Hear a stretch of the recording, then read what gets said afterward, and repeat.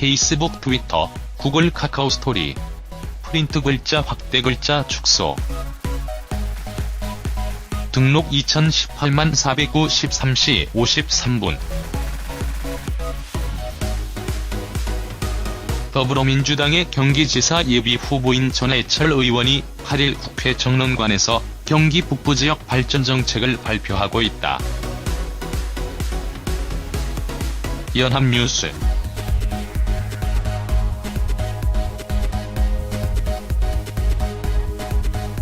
전해철 더불어민주당 경기지사 예비 후보가 정의를 위하여라는 대화명의 트위터 사용자를 경기선거관리위원회에 고발 조치한 이유를 밝혔다. 문재인 대통령의 최측근으로 분류되는 전 후보는 해당 트위터 사용자의 트윗 중에 고 노무현 전 대통령과 문재인 대통령에 대한 패륜적인 내용들이 여러 차례 발견되고 고발하게 됐다고 설명했다. 전 후보는 9일 CBS 라디오 김현정의 뉴스쇼에 출연해 지난 8일 해당 트위터 사용자를 선관위에 고발할 수밖에 없었던 이유를 상세히 밝혔다. 해당 트위터 사용자는 최근 전해철 때문에 경기 선거판이 아주 똥물이 되었다는 트윗을 적었다.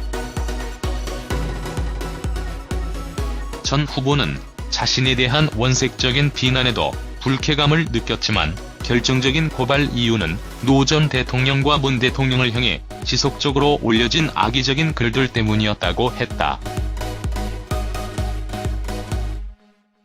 전 후보는 한 차례가 아니라 몇 차례 도저히 있을 수 없는 일이다라는 생각에 고발을 결심했다고 말했다. 논란이 된 트위터 계정 사용자는 문 대통령과 노 전 대통령 비방 글을 여러 차례 올려 최근 사회관계망 서비스와 온라인 커뮤니티에서 주목받았다.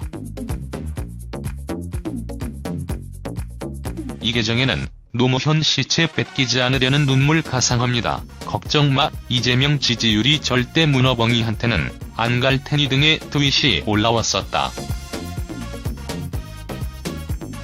이 계정 아이디와 이재명 전 성남시장 부인 김혜경 씨의 이니셜이 일치하자 일부 네티즌들은 이 계정 주인으로 김 씨를 지목했다. 일부 네티즌들은 이 계정을 해경궁 김 씨라고 칭하며 조롱하기도 했다. 이 전 시장은 논란이 커지자 지난 5일 페이스북에 아내는 SNS 계정이 없다고 해명했다. 이 전 시장이 직접 설명했지만 네티즌들의 의심은 계속됐다. 전 후보는 이 문제가 계속 논란이 되고 있기 때문에 빨리 마무리 지을 필요가 있다고 주장했다.